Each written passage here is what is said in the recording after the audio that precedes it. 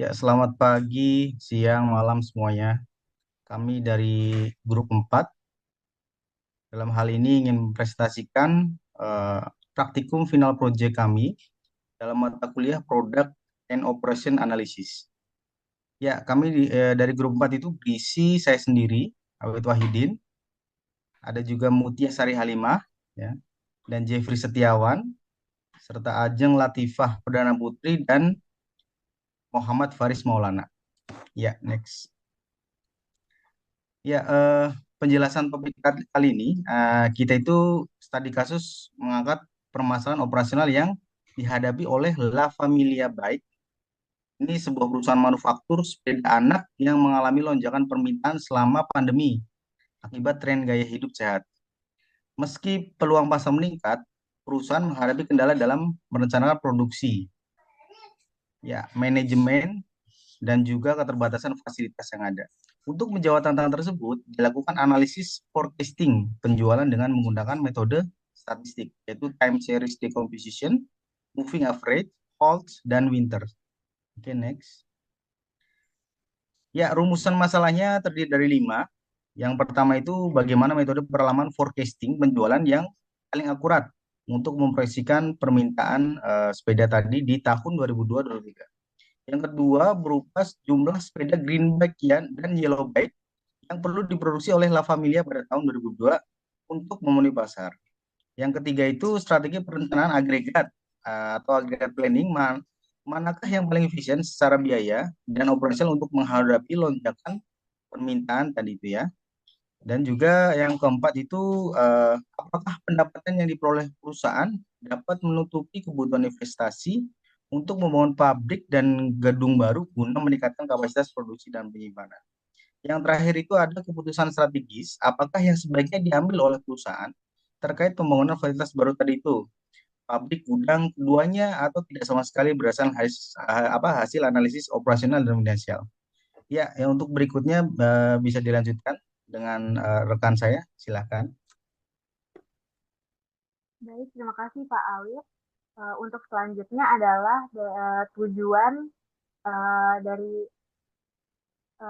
penelitian ini adalah yang pertama untuk mengidentifikasikan metode forecasting penjualan yang paling akurat berdasarkan evaluasi metrik kesalahan prediksi MAPE, MAD, dan MSE. Lalu yang kedua untuk memperkirakan jumlah produksi sepeda green bike dan yellow bike tahun 2022 guna memenuhi permintaan pasar secara efektif. Lalu yang ketiga, untuk menganalisis dan membandingkan strategi perencanaan agregat atau zero inventory plan dan construct workforce plan dari sisi efisiensi biaya dan stabilitas operasional.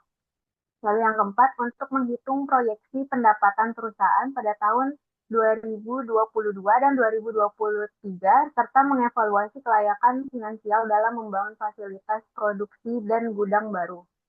Lalu yang kelima, untuk memberikan rekomendasi keputusan strategis terkait pembangunan fasilitas baru berdasarkan hasil analisis forecasting, agregat planning, dan estimasi profitabilitas.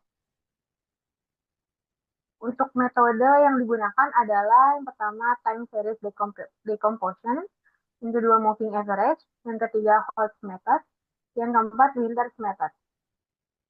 Kemudian untuk evaluasinya yaitu adalah MAPE atau Mean Absolute Percentage Error, kemudian MAD atau Mean Absolute Deviation, dan MSE, Mean Squared Error. Kemudian akan dilanjutkan oleh rekan saya. Baik, berikut adalah landasan teori. Yang pertama itu mengenai forecasting. Forecasting adalah proses memperkirakan kondisi atau kejadian di masa depan berdasarkan data historis dan analisis tren yang ada. Dalam konteks manajemen operasi dan perencanaan produksi, forecasting sangat penting untuk menentukan kebutuhan sumber daya, kapasitas produksi, serta strategi pengendalian persediaan yang optimal. Dengan peramalan yang akurat, perusahaan dapat meminimalisir risiko kekurangan atau kelebihan produksi, serta meningkatkan efisiensi biaya operasional. Nah, di sini kita dapat melihat di mana akurasi metode forecasting MAPE digunakan untuk mengukur tingkat akurasi peramalan. Semakin kecil nilai MAPE, maka metode tersebut semakin akurat.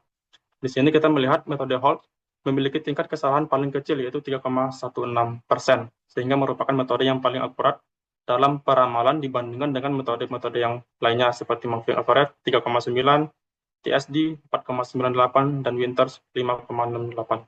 Artinya Holt lebih unggul dalam memberikan hasil prediksi yang mendekati data aktual dibandingkan ketiga metode lainnya. Adapun pada proyeksi tahun 2022 berdasarkan hasil peramalan terbaik, diperoleh produksi untuk tahun 2022 sebagai total produksi diperkirakan mencapai lebih kurang 1,2 juta unit, yaitu dari komposisi green dan yellow black proportional. Nah, pada tabel ini kita dapat melihat hasil evaluasi dari 4 metode peramalan, yang mana MAPE menunjukkan persentase kesalahan rata-rata antara data aktual dan hasil peramalan. Sedangkan MAD itu menunjukkan deviasi absolut rata-rata dari kesalahan peramalan, sedangkan MSE menunjukkan rata-rata dari kuadrat kesalahan peramalan. Nah, perbandingan metode forecasting dari ketiga ini, time series decomposition dan moving average, Winters, Holt, dan lainnya, dapat kita tarik kesimpulan bahwa metode Holt menghasilkan nilai kesalahan terkecil di semua indikator. Nah, ini menunjukkan bahwa metode Holt adalah metode paling akurat dan optimal di antara keempat metode yang dibandingkan. Oleh karena itu, metode Holt direkomendasikan sebagai metode forecasting yang digunakan dalam konteks data ini. Mungkin untuk selanjutnya dilanjutkan oleh teman saya pada Ibu Ajeng.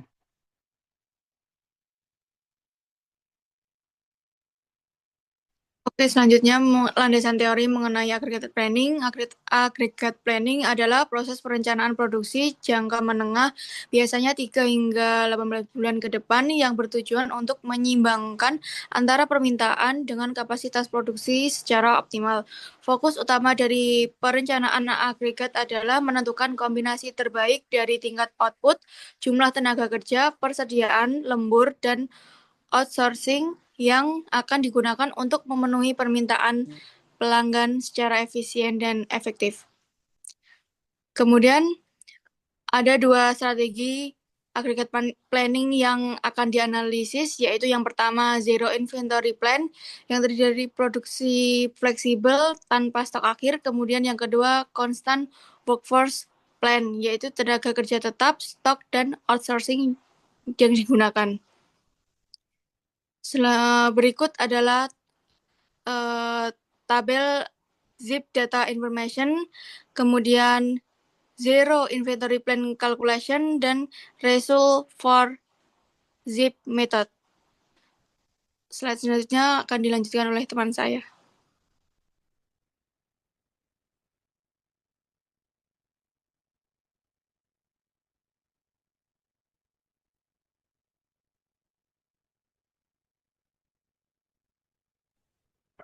Oke, selanjutnya adalah constant workforce plan, di mana dari CWP Data Information didapatkan bahwa production cost 365.000 dan holding cost di 35.000. Lalu untuk result for CWP method didapatkan total cost di 237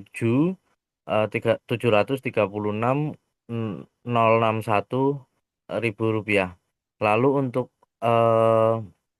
constant workforce plan di mana expected ending inventory didapatkan 8.750 dengan total 232.398. Next. Lalu untuk hasil agregat planning pada tahap ini kami membandingkan 2 strategi perencanaan agregat, zero inventory plan dan juga constant workforce plan, di mana hasil analisis menunjukkan bahwa zero inventory plan menghasilkan total biaya operasional yang lebih rendah dibandingkan strategi lainnya. Selain itu, pendekatan ini juga memberikan fleksibilitas yang lebih tinggi untuk menghadapi fluktuasi permintaan pasar. Oleh karena itu, dari sisi efisiensi biaya dan kemampuan adaptasi, zero inventory plan menjadi pilihan yang lebih optimal. Lalu untuk next, untuk investasi fasilitas, untuk mengantisipasi lonjakan permintaan dan mengatasi keterbatasan kapasitas produksi saat ini, kami menghitung kebutuhan investasi fasilitas baru.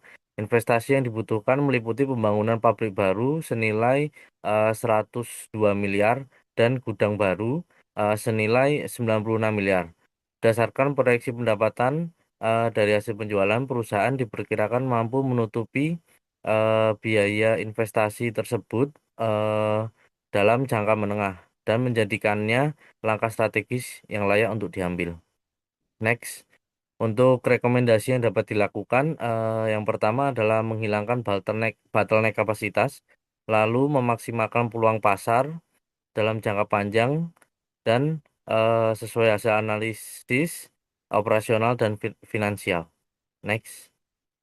Untuk kesimpulan, metode Holtz terbukti paling akurat untuk forecasting. Lalu, zero inventory plan dinilai paling efisien secara biaya dan fleksibel terhadap dinamika permintaan. Lalu investasi fasilitas baru tidak hanya layak secara finansial, tetapi juga strategis dalam membantu atau mendukung ekspansi produksi. Secara keseluruhan, strategi yang diambil akan membantu perusahaan bertumbuh secara berkelanjutan dan kompetitif. Next. Terima kasih atas perhatian dan kesempatan yang diberikan. Selamat malam.